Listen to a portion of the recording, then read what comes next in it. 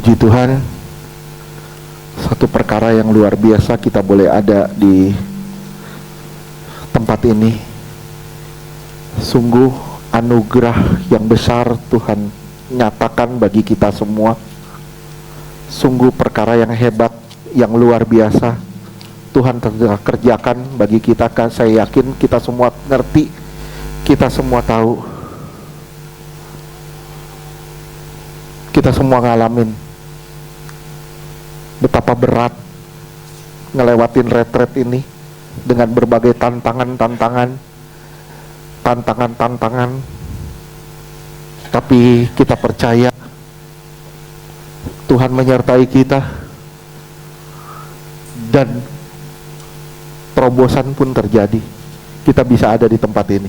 Itu satu perkara yang luar biasa. Hari ini Tuhan mau kita bicara soal persatuan tubuh Kristus. Tuhan mau, sekali lagi Tuhan mau kita semua benar-benar menjadi satu. Kita semua benar-benar menjadi satu. Kita tidak lagi terpecah-pecah, atau kita tidak lagi memecahkan diri, tapi benar-benar kita menyatu satu dengan yang lain sebagai satu tubuh di dalam Kristus. Khotbah ini juga bukan hanya bicara tentang sosial gereja, yaitu persentuhan antara anggota jemaat, tetapi juga bisa tentang hubungan rumah tangga, karena ini adalah kemauan atau kehendak Tuhan. Tuhan bicara di Yohanes 17 ayatnya ke-21. Siapa yang baca silakan.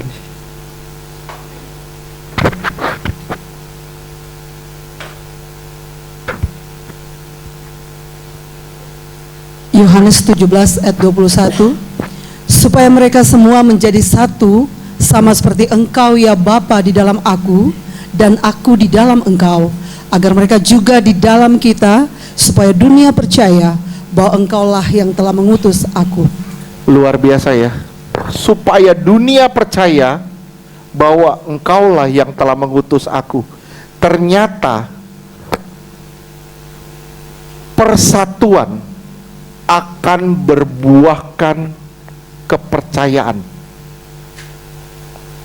Akan banyak orang-orang percaya kepada Tuhan kalau benar-benar kita menjadi satu. Tuhan bilang, ayo pergi retret. Supaya apa? Supaya di sini ada kesatuan. Supaya benar-benar ternyata kemauan Tuhan, supaya kita bukan hanya bertemu sehai di gereja, tapi kita benar-benar mengenal satu dengan yang lain. Sekali lagi saya bilang, mengenal satu dengan yang lain. Saya mengenal Lina Bukit misalnya, saya mengenal dia. Saya mengenal kebiasaannya, karakternya, saya kenal dia. Tapi apakah semua di sini kenal dia? Enggak. Nah, kadangkala kita bisa mengenal seseorang ketika ada gathering, ada suatu acara, ada persekutuan. Nah, Tuhan mau begitu. Lewat retret ini bukan suatu yang sia-sia. Tuhan mau lewat retret ini benar-benar kita saling kenal satu dengan yang lain. Makanya saya baru ngerti kenapa kamarnya pun diacak-acak. Kadang kita bilang, lah kok saya tidur begini, tidur sama si ini, sini. Kok saya tidur begini, lah kok si ini tidur sama ini, kok ini begini. Nggak usah tanya-tanya. Coba belajar kenal satu dengan yang lain. Ya. Saya ingat ada satu kisah film judulnya Remember the Titans. Jadi ada satu klub football di mana orang di tahun 60-an itu, orang kulit putih sama kulit hitam itu masih bertentangan satu dengan yang lain, masih berbeda satu dengan yang lain. Tapi kemudian gimana caranya supaya tim football ini bisa benar-benar jadi satu tim yang kuat? Diacaklah tidurnya, yang putih tidur sama yang hitam. Yang putih tidur sama yang hitam. Bukan hanya tidur, tapi yang putih harus berkunjung ke rumah yang hitam, berkenalan keluarganya. Yang hitam juga harus begitu melakukan kepada yang putih. Sampai akhirnya mereka jadi satu keluarga. Begitu mereka jadi satu keluarga, ini jadi tim football yang tidak terkalahkan. Jadi tim football yang sangat kuat. Oleh sebab itu judulnya Remember the Titans. Wah, itu luar biasa. Persatuan, ketika saling mengenal satu dengan yang lain, baru bisa terjadi persatuan. Nah, Tuhan mau melalui retret ini, sekali lagi melalui retret ini, kita tidak terpecah-pecah, tapi saling mengenal. Nggak peduli dia baru kek, dia lama kek, nggak peduli. Percuma baru lama, kalau lama pun tidak mengenal. Percuma kalau lama pun individualistis. Percuma, justru Tuhan mau membentuk satu tubuh, namanya tubuh Kristus. Memang kita semua berbeda, Satu, kita berbeda suku, kita berbeda kebiasaan, kita berbeda latar belakang, kita berbeda pendidikan. Oleh sebab itu kita disebut tubuh Kristus. Coba lihat di Roma 12 ayat 4 sampai 5.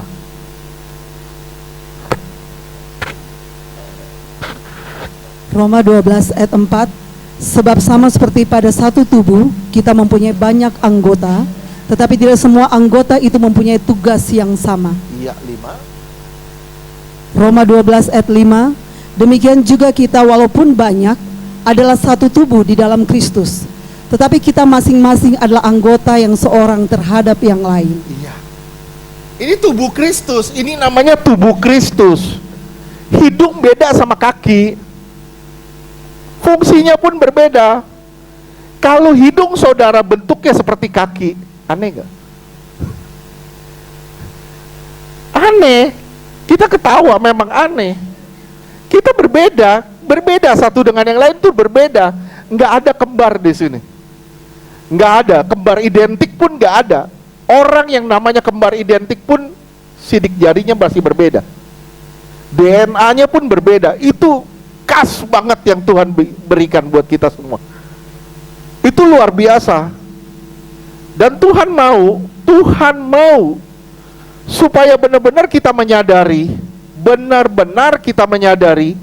masing-masing kita punya fungsi yang berbeda.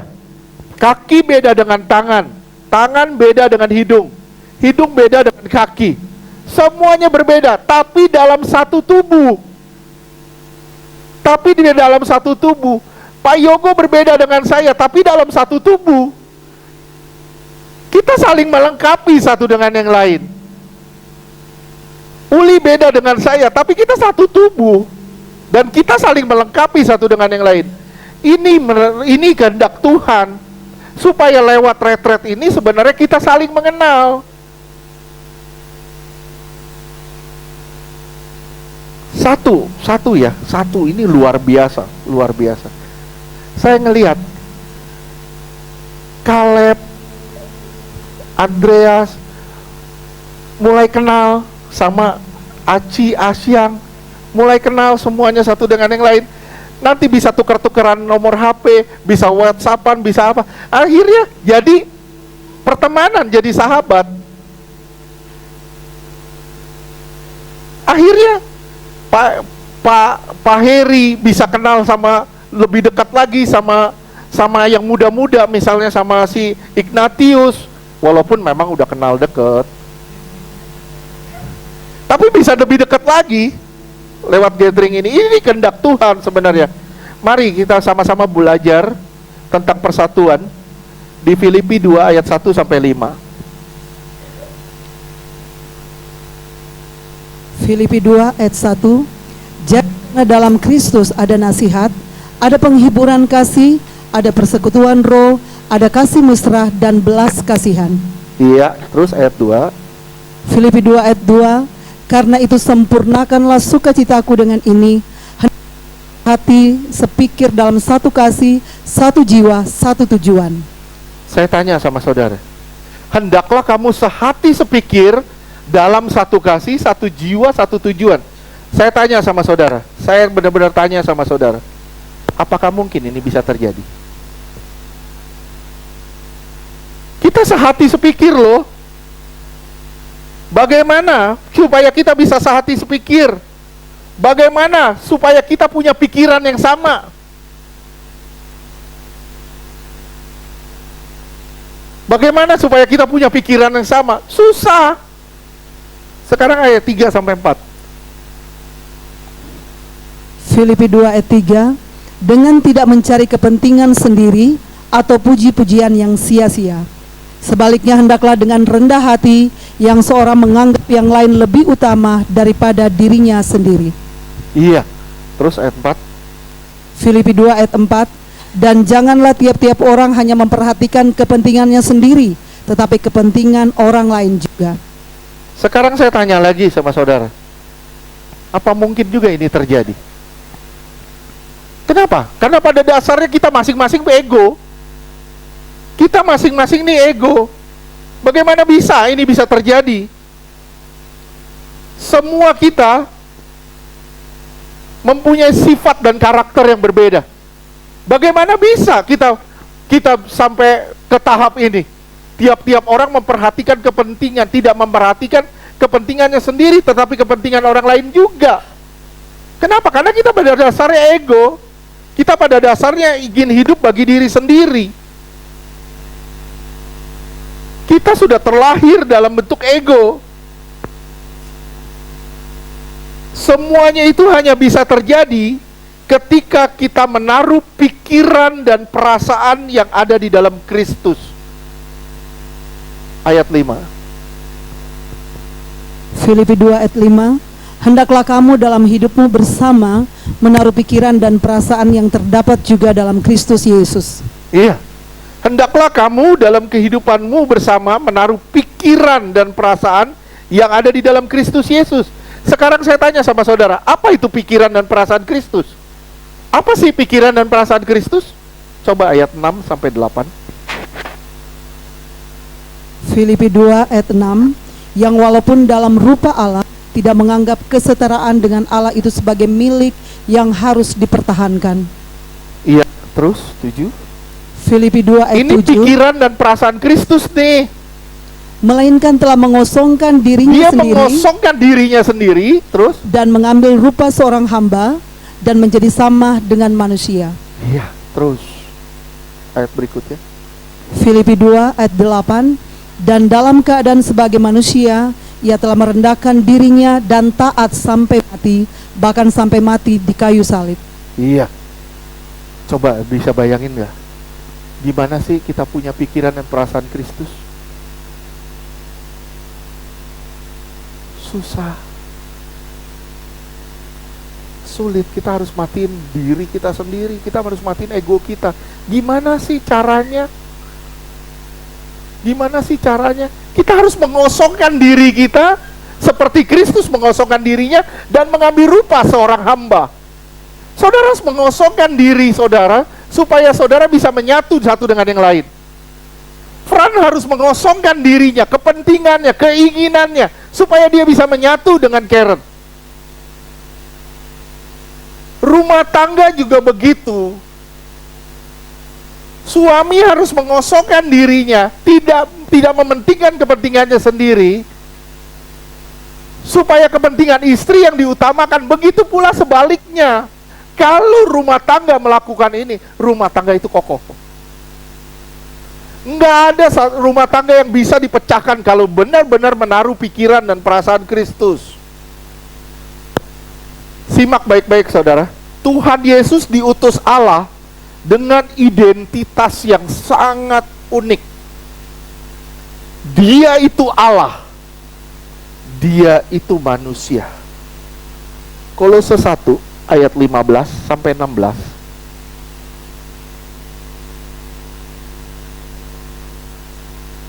Kolose 1 ayat 15. Ia adalah gambar Allah yang tidak kelihatan, yang sulung, lebih utama dari segala yang diciptakan. Iya. Terus 16. Kolose 1 ayat 16.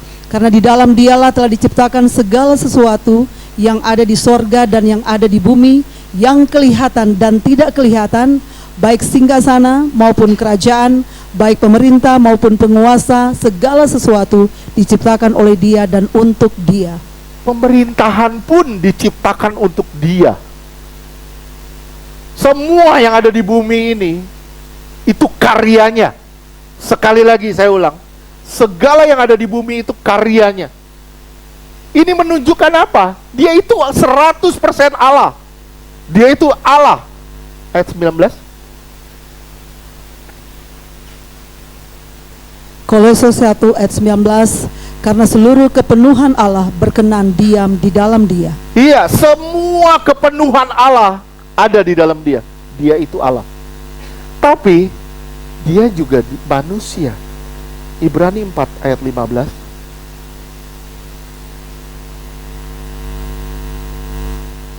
Ibrani 4 ayat 15. Sebab imam besar yang kita punya bukanlah imam besar yang tidak dapat turut merasakan kelemahan-kelemahan kita. Sebaliknya sama dengan kita, ia telah dicobai, hanya tidak berbuat dosa. Allah bisa dicobai dah. Allah nggak bisa dicobai. Tapi dalam wujud manusia, Dia telah dicobai, tapi Dia tidak berbuat dosa. Dia 100% Allah, Dia juga 100% manusia. Dia wujud Allah yang hidup. Dia itu sama seperti kita. Tapi bedanya Dia kudus, kita enggak. Dia kudus, kita enggak. Dia tidak sebenarnya jujur. Sebenarnya perlu enggak sih Dia mati di kayu salib? Sebenarnya harus gak sih Dia mati di kayu salib? Dengan keadaannya yang tidak berdosa, Dia tidak harus menanggung dosa kita. Kenapa? Hukuman dari dosa itu kematian. Tapi Dia tidak berbuat dosa, tapi Dia harus mati. Dia tidak berbuat dosa, tapi Dia harus mati.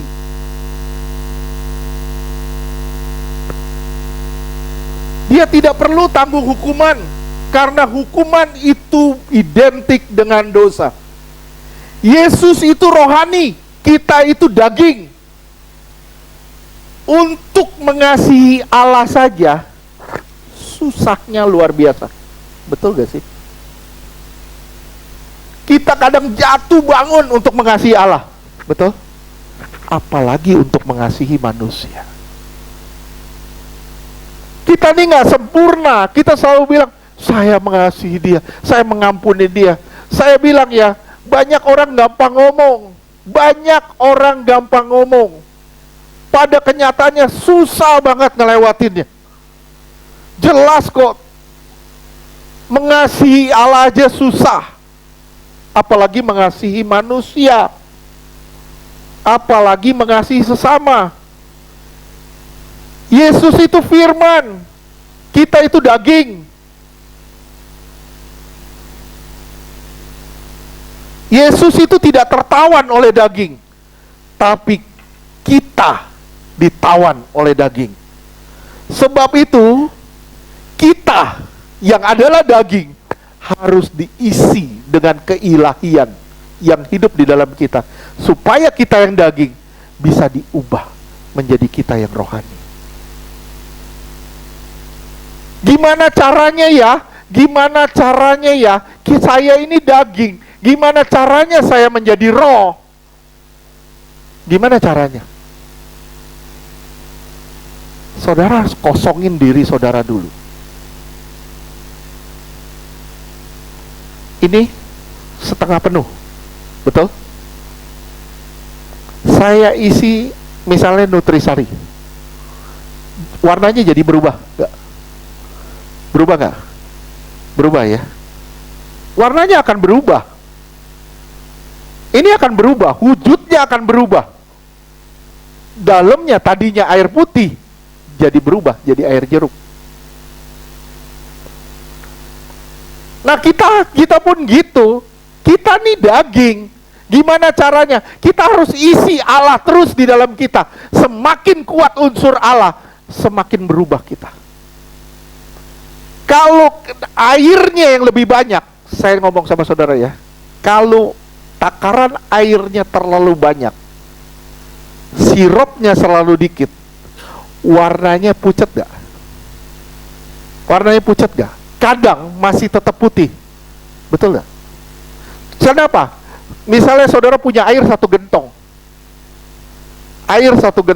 saudara isi tuh sirup sedikit aja, tetap putih. Kenapa? Takaran airnya terlalu banyak, takaran daging kita terlalu banyak. Semakin banyak unsur Allah kita masukkan ke dalam kita, semakin banyak unsur Allah kita masukkan ke dalam kita, semakin berubah kita. Dan semakin banyak unsur Allah di dalam kita, semakin banyak unsur Allah di dalam kita, semakin kita bisa menyatu satu dengan yang lain. Susah kita nyatu sama yang satu dengan yang lain. Sedikit aja kita disenggol, kita udah kecewa. Sedikit aja kita nggak sesuai dengan pola pikir kita, atau tidak sesuai dengan kehendak kita sudah tersinggung. Terus bilang, kita nih punya Tuhan. Kita milik Tuhan. Iya, kita milik Tuhan. Kalau saudara masih begitu, masih cepat tersinggung, masih cepat kecewa, saya bilang, saudara belum mengosongkan diri saudara. Sebenarnya unsur dagingmu lebih kuat. Engkau belum berubah sama sekali. Air ini masih tetap air putih. Belum berubah wujud. Tapi semakin banyak engkau masukkan unsur Allah, semakin banyak engkau masukkan unsur Allah, semakin berubah engkau menjadi manusia ilahi. Begitu engkau menjadi manusia ilahi, semakin gampang engkau ngampunin orang, semakin gampang engkau terima orang, semakin gampang engkau ngerangkul orang, dan semakin gampang engkau menjaga persatuan. Gampang ini? Enggak, susah banget. Tuhan bilang, kalau kamu mau bersatu, kamu harus kosongkan diri kamu dulu. Seperti Tuhan mengosongkan dirinya, dan dia mengambil rupa seorang hamba. Dia lepasin semua atribut-atribut sorgawinya, dia pakai atribut rohaninya. Atribut jasmaninya dipakai, dia lepasin atribut sorgawinya, dia pakai atribut jasmaninya. Atribut jasmani yang dia pakai itu bisa terjadi ketika dia lepasin atribut-atribut sorgawinya.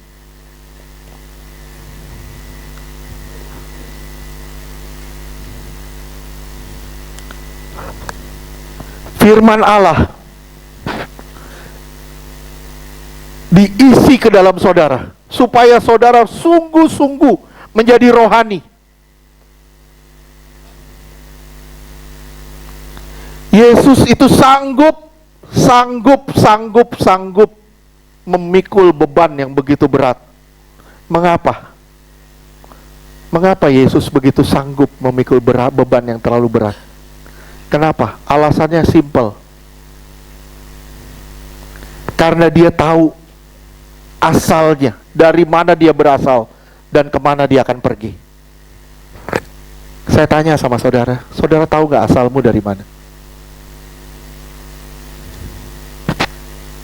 Asalmu dari mana?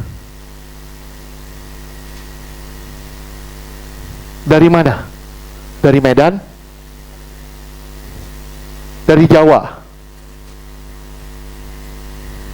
Dari Sumatera? Dari Sulawesi? Asal kita, saudara, kita harus tahu dulu, saudara berasal dari surga. Amin. Saudara berasal dari surga, dan saudara harus kembali ke surga.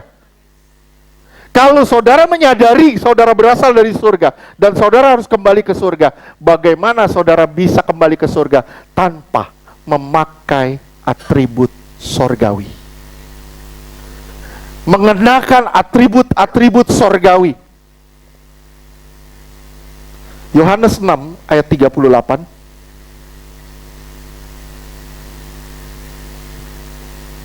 Yohanes 6 ayat 38, sebab aku telah turun dari sorga bukan untuk melakukan kehendakku, tetapi untuk melakukan kehendak Dia yang telah mengutus aku.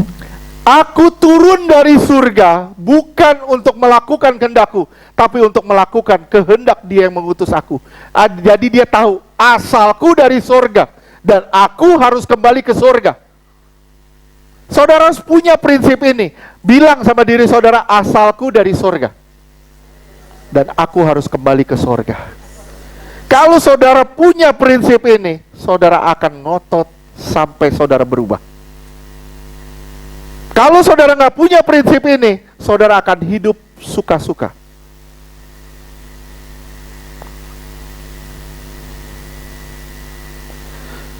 Tuhan bisa menyelesaikan tugas. Kenapa? Karena Dia tahu asalnya dan kemana Dia akan pergi. Yang kedua, Tuhan bisa menyelesaikan tugas. Kenapa? Karena Dia punya tujuan yang jelas ada di dunia ini. Saya tanya sama saudara, saudara tahu nggak asal saudara? Tahu nggak dari mana? Saudara bukan dari Medan. Saudara bukan dari Manado, bukan dari Sulawesi, bukan dari Kalimantan, bukan dari mana. Tapi saudara berasal dari surga. Dan saudara harus kembali ke surga. Kalau saudara bilang, saya harus kembali ke surga, saudara punya tujuan, itu artinya apa? Tujuanmu ke surga. Kita tahu tujuan kita, arahnya kemana.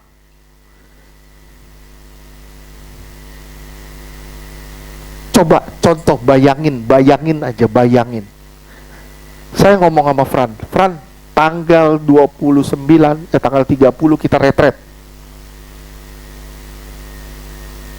Saya tanya, Fran nggak nanya sama saya, di mana kita retret? Kemana kita retret? Tujuannya udah tahu. Datang nggak, Fran? Datang nggak? Nggak bakal datang. Kenapa? Karena dia nggak tahu kemana di retretnya. Dia nggak tahu tujuannya kemana.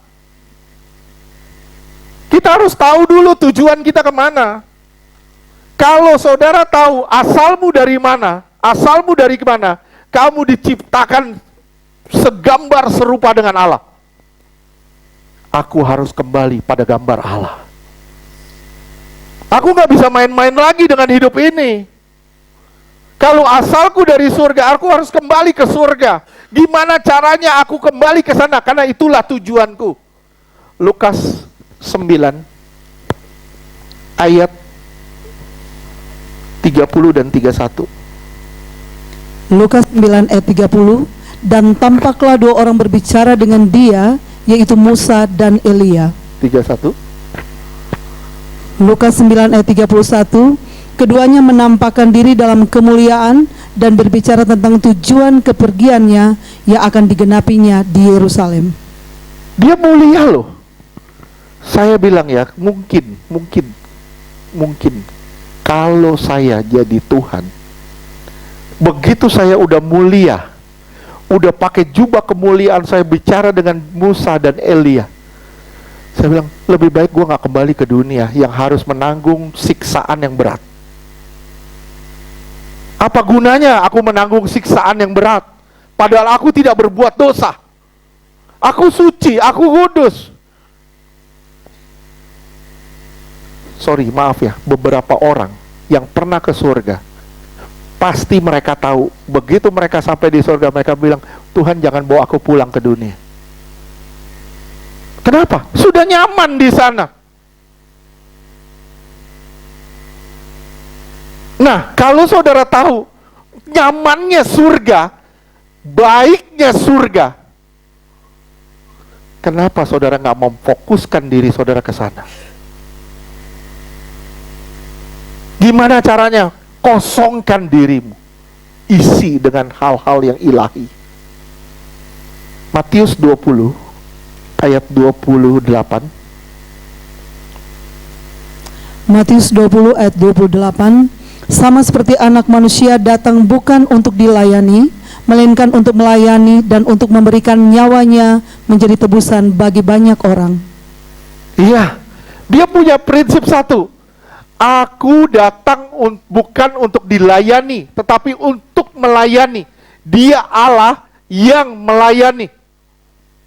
Sekali lagi, saya ulang, dia Allah yang melayani. Kita manusia yang selalu mau dilayani. Betul gak sih? Simple.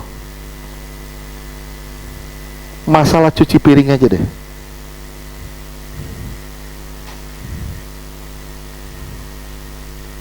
Susah kan kita untuk ngulurin tangan, kita yang cuci. Kita selalu bilang, gue udah capek, gue banyak kerjaan, gue udah ngurusin ini, ngurusin itu. Kenapa? Karena kita ego. Coba kita nggak ego.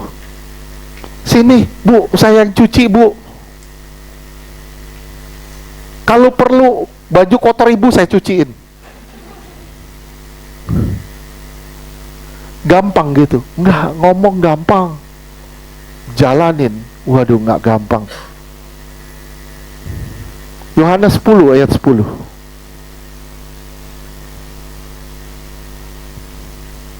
Yohanes 10 ayat 10, pencuri datang hanya untuk mencuri dan membunuh dan membinasakan. Aku datang supaya mereka mempunyai hidup dan mempunyainya dalam segala kelimpahan. Iya. Iblis ada punya tujuan. Betul nggak? Iblis ada punya tujuan. Tuhan ada juga punya tujuan. Oke, sampai sini paham? Kita ada punya tujuan nggak? Tujuanmu kemana? Ke sorga. Kalau tujuanmu ke sorga, engkau akan melakukan apapun demi sorga. Termasuk merendahkan diri. Termasuk mengosongkan diri. Tidak lagi merasa saya lebih penting. Tidak lagi merasa saya ini siapa, kamu siapa. Tidak lagi merasa itu. Kalau saudara tidak merasa itu, saudara baru bisa menjadi satu.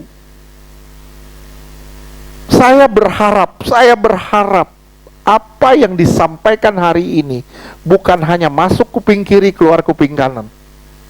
Tapi benar-benar kita mengosongkan diri kita, dan kita tahu dari mana asal kita dan kemana kita pergi, sehingga kita siap mengosongkan diri kita, dan Tuhan mengubah seluruh hidup kita. Nggak gampang.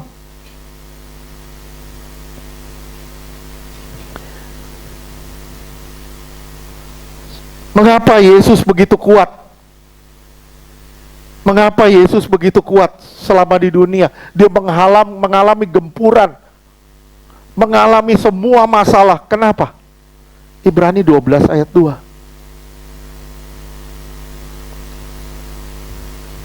Ibrani 12 ayat 2. Marilah kita melakukannya dengan mata yang tertuju pada Yesus yang memimpin kita dalam iman dan yang membawa iman kita itu kepada kesempurnaan, yang dengan mengabaikan kehinaan, Mengabaikan semua kehinaan, terus tekun memikul salib ganti sukacita. karena salib itu hina, tapi dia tekun pikul. Kenapa? Karena dia anggap salib itu sukacita. Berapa banyak dari kita hidup kudus itu sebagai sukacita? Hidup brengsek itu sukacita kata kita. Tapi berapa banyak dari kita mengejar kekudusan dan kita berkata, kekudusan itu adalah sukacita saya. Gimana caranya hidup saya berkenan di hadapan Tuhan? Gimana caranya setiap langkah hidup saya menyenangkan hati Tuhan?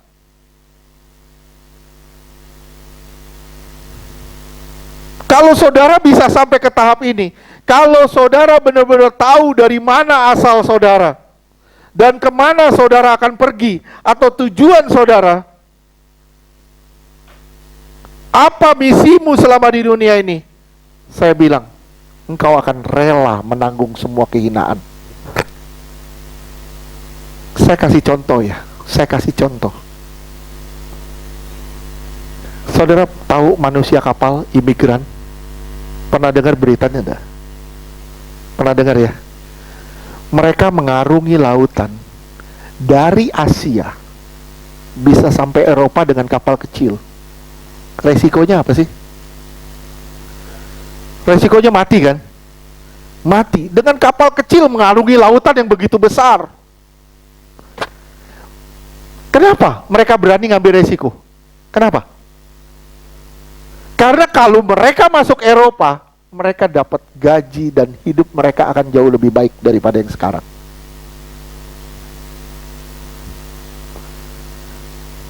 Saya tanya sama saudara, saudara paham nggak apa yang saya ngomong ini? Ngerti nggak sih? Saudara tahu nggak sih, surga itu jauh lebih baik dari dunia? Betul nggak? Yakin surga jauh lebih baik dari dunia? Kalau saudara yakin, kenapa engkau tidak menanggalkan yang dunia? Kenapa engkau masih pakai jubah-jubah dunia? Kenapa engkau tanggalkan jubah dunia ini dan pakai jubah surga? Cara hidupmu berubah, gaya hidupmu berubah, semua dari kamu berubah. Kalau kamu sampai ke tingkat ini, saya yakin engkau punya tujuan yang jelas dan engkau punya dasar yang jelas dalam hidup ini. Ya.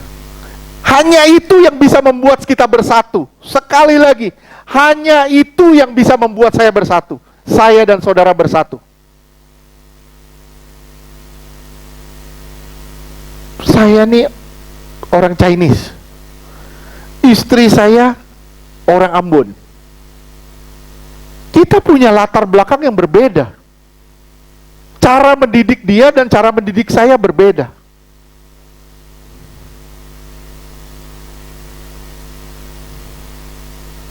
Berbeda segala sesuatunya, tapi gimana caranya supaya kita nyatu? Gimana caranya supaya kita nyatu? Kita harus kosongin diri kita. Kalau kita pakai ego kita satu dengan yang lain, kita bilang, ini gua, lu, gua. Rumah tangga hancur kok.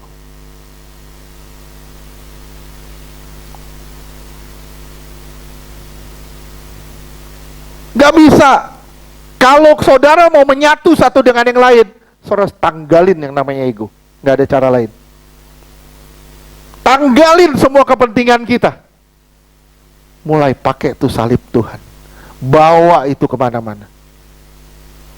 Aduh berat Pak, dikatain, kita gak boleh balas. Dihina, kita gak boleh tersinggung. Dibikin ini itu, kita gak bisa melawan. Kita sudah berubah. Saya bilang sekali lagi, kita semua sudah berubah. Kita sebagai orang percaya harus memiliki tujuan yang jelas. Tidak penting lagi kekayaan, tidak penting lagi visi-visi dunia. Yang kita pentingkan sekarang visi-visi sorga. Tujuan kita memiliki pikiran dan perasaan yang ada di dalam Kristus, atau saya bilang menyatu dengan Kristus.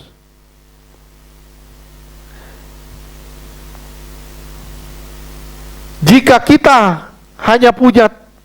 kita punya tujuan yang jelas, kita rela menjalani semua masalah-masalah hidup ini.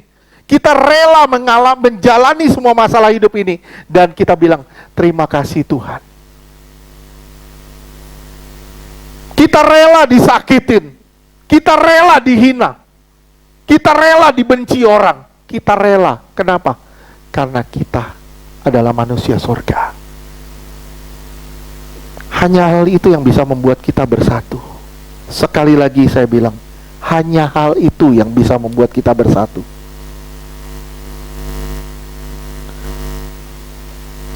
Saya bilang sama saudara, Paulus selagi menulis kitab Filipi, dia ada di mana?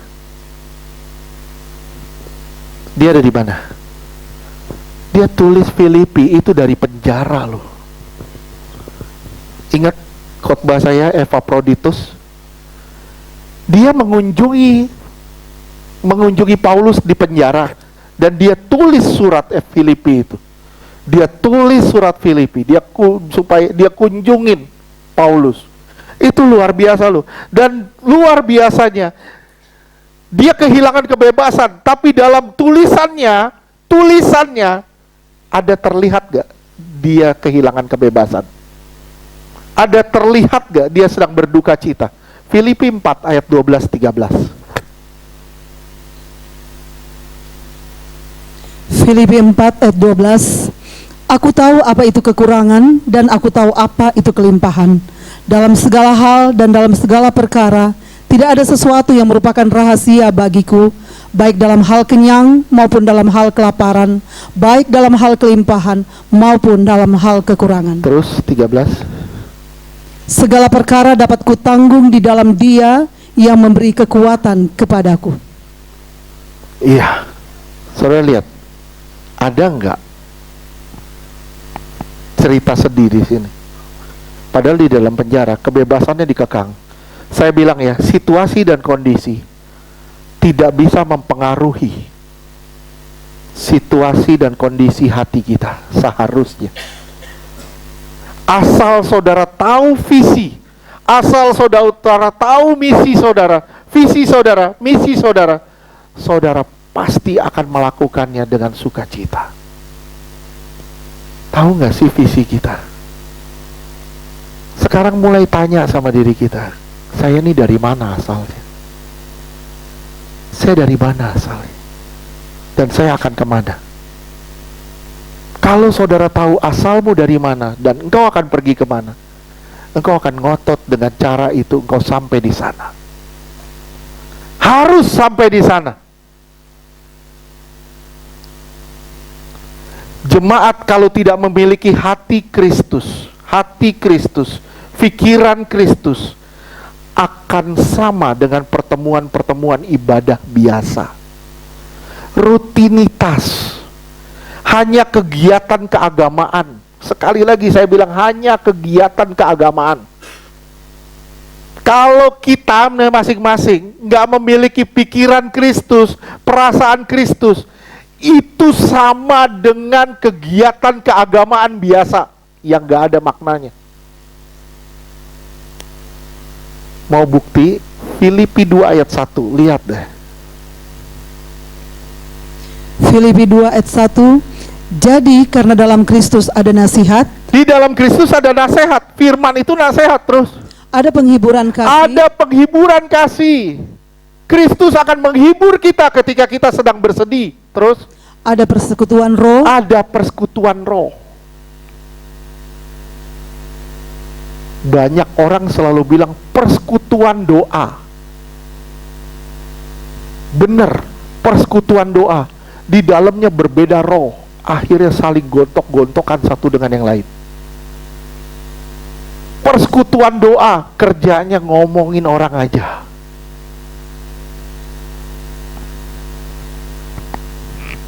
Harusnya bukan persekutuan doa, harusnya persekutuan roh.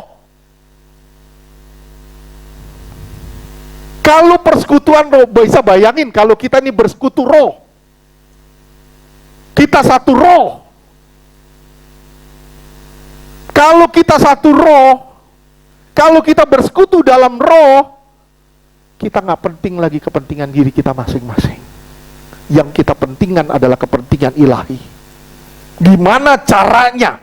Gimana caranya? Pelayanan harus tetap berjalan. Kadangkala untuk supaya pelayanan tetap berjalan, kadangkala harus ada yang kita korbankan dari diri kita. Kesenangan-kesenangan kita abaikan sedikit-sedikit. Supaya apa? Supaya pelayanan tetap berjalan. Inilah yang Tuhan mau sebenarnya.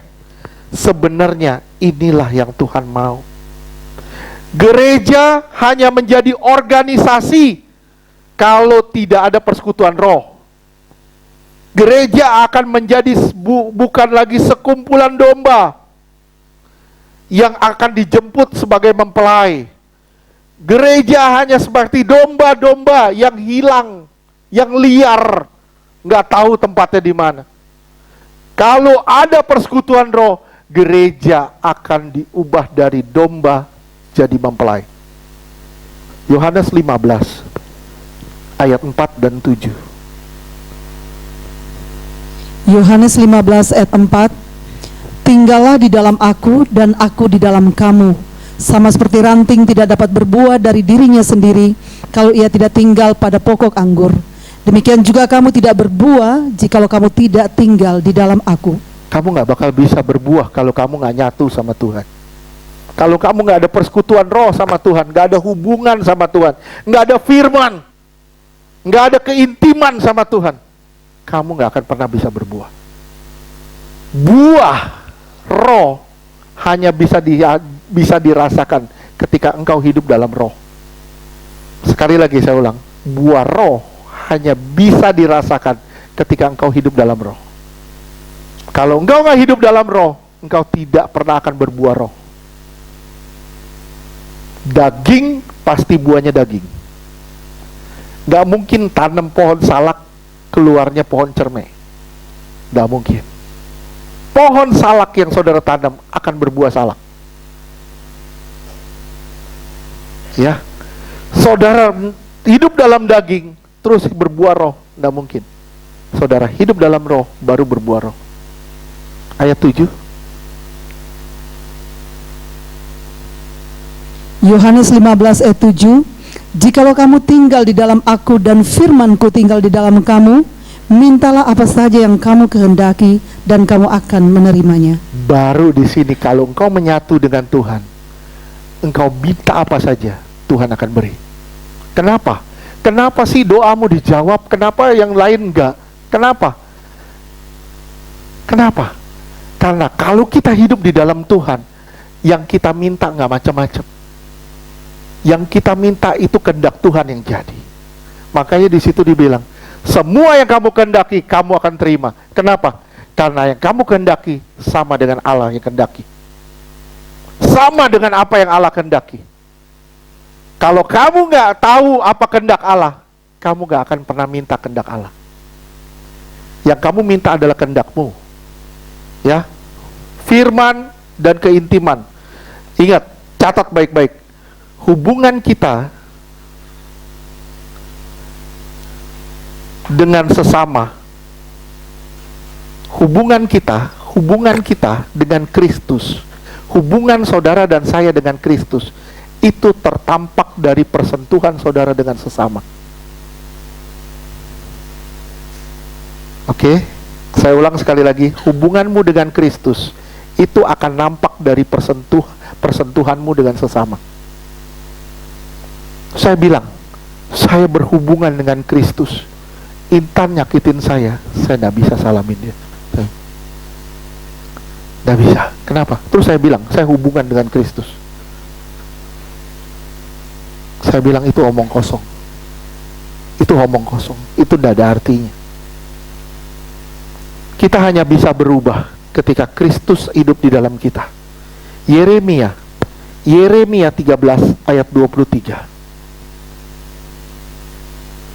Yeremia 13 ayat 23. Dapatkah orang Ethiopia mengganti kulitnya atau macan tutul mengubah belangnya? Ya. Dapatkah orang Ethiopia mengganti kulitnya? Kalau dia dilahirkan hitam, dia nggak akan berubah jadi putih. Ya. Tapi sekarang bisa. Rambut hitam dirubah jadi jadi coklat, jadi pirang. Sekarang bisa. Tapi itu nggak wajar. Nggak wajar. Hidung pesek tiba-tiba jadi mancung. Tapi nggak alami, semuanya nggak alami. Begitu kena panas matahari, luntur semuanya. Keluar mereknya Mas Pion.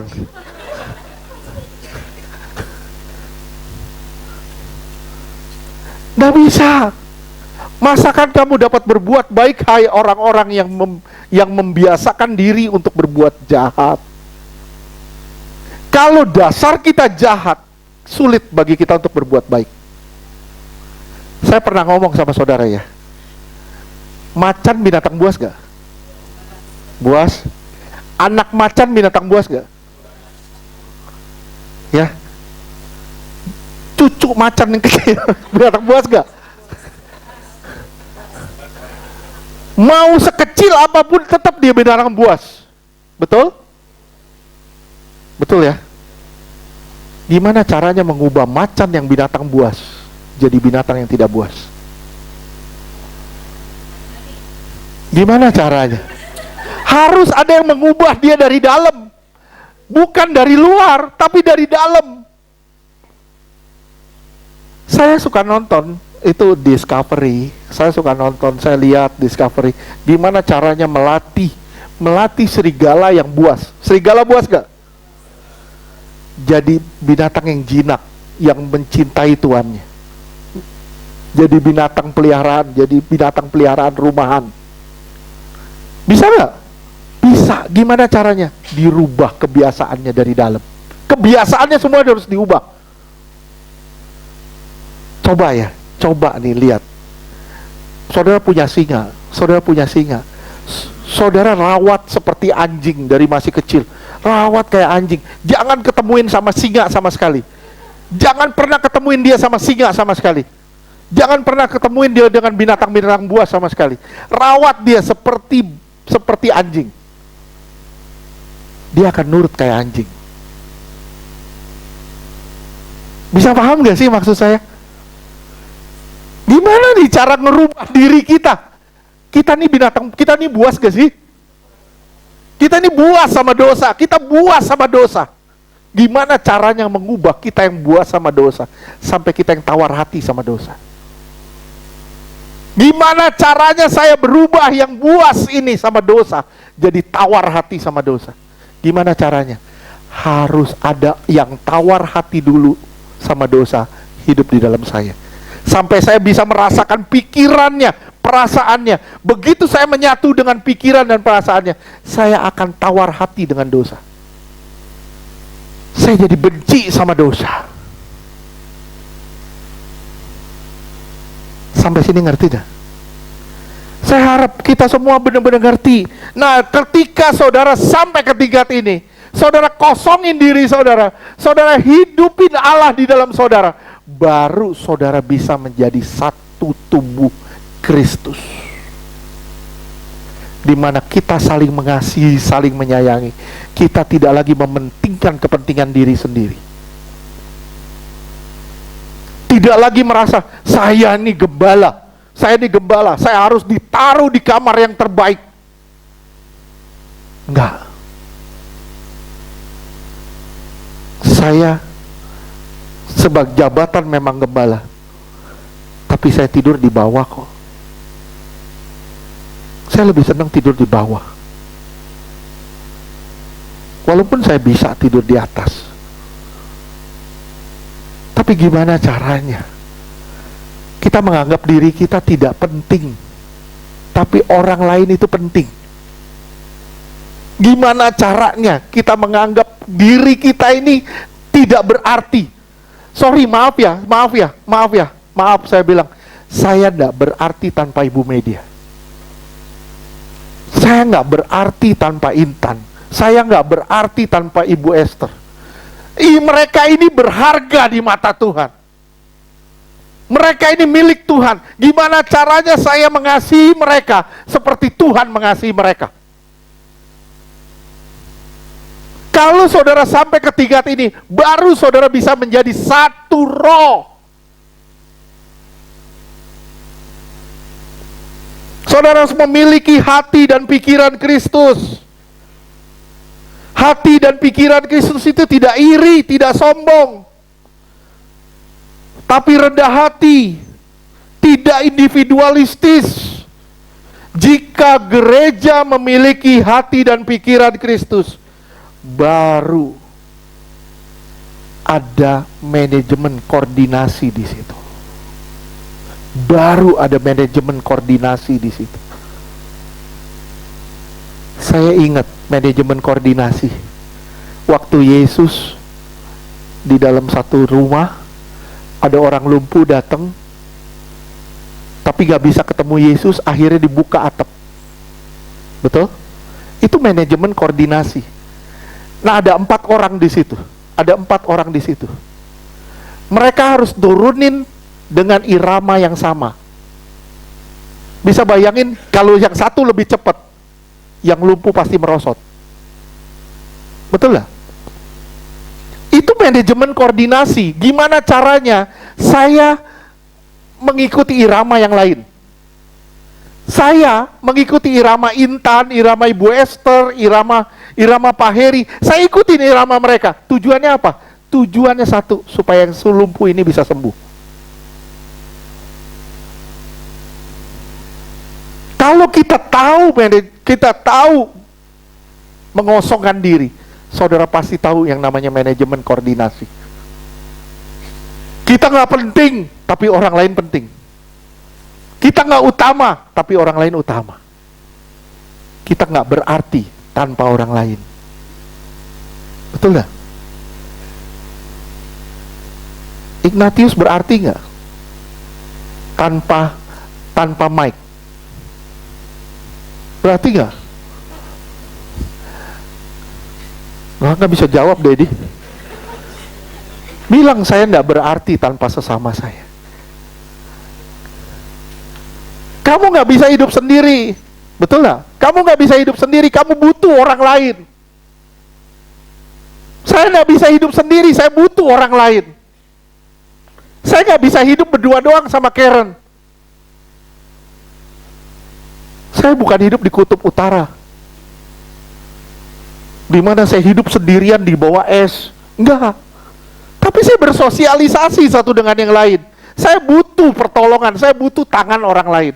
Kalau kita butuh tangan orang lain, kenapa kita juga mengulurkan tangan bagi orang lain? Kalau sampai ke tahap ini, saudara akan ngerti namanya persekutuan roh. Saudara akan masuk dalam manajemen koordinasi. Di sini yang namanya tubuh Kristus. Saya kasih contoh, nggak usah dibuka deh. 2 Tawari 14 ayat 8. Ini koordinasi yang luar biasa. 2 Tawari 14 ayat 8. Itu koordinasi yang luar biasa. Tahu nggak kenapa? Nih, perang. Raja Asa perang lawan musuhnya. Raja Asa lah perang lawan musuhnya. Yang di depan orang-orang Yehuda. Yehuda tuh gede-gede. Dia bawa busur, bawa perisai yang besar. Yang di belakang bawa pedang dan perisai besar. Yang di belakang itu orang Benyamin kecil-kecil, tapi jago panah. Orang Benyamin kalau mementingkan diri sendiri, orang Benyamin dia bilang gua jago panah, dia panah semua, tapi dia nggak ada perlindungan yang berjalan di depan. Mati juga kok, kalah juga. Tapi kalau orang Yehuda merasa dirinya lebih kuat, tapi nggak ada pemanah, kalah juga. Ini yang namanya manajemen koordinasi. Gimana caranya sebagai tubuh Kristus kita saling membutuhkan satu dengan yang lain. Berkali-kali Tuhan ngomong, saya ingat lebih dari 3 kali Tuhan ngomong. Tuhan akan membuat sesuatu yang luar biasa di Chosen kalau kita benar-benar menjadi satu. Kita belum bisa menjadi satu. Kita masih ada ego. Saya punya pendapat, harus jadi. Saya punya kepentingan, harus jadi. Nggak bisa. Tuhan punya pendapat, Tuhan punya kepentingan, itu yang harus jadi. Mulai hari ini, belajarlah kita mengosongkan diri kita. Demi apa? Demi satu tujuan. Gimana caranya? Kita bergandengan tangan sampai di surga sana. Kita bergandengan tangan satu dengan yang lain sampai kita napakin kaki kita di surga. Saya bilang sama saudara, jangan pernah merasa aman. Jangan pernah merasa aman sebelum kakimu ada di surga. Selama kakimu belum ada di surga, selama kakimu ada di bumi, engkau masih bisa tersandung. Tapi kalau kakimu sudah ada di surga, engkau nggak akan bisa tersandung. Amin. Beri kemuliaan buat Tuhan.